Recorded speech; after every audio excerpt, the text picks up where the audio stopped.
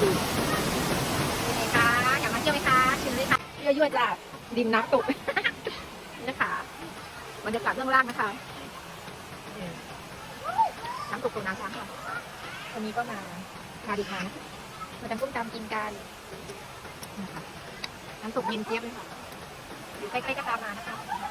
นี่ค่ะสนุกกันใหญ่ค่ะรีบมานะคะเดี๋ยวส้มตำจะหมด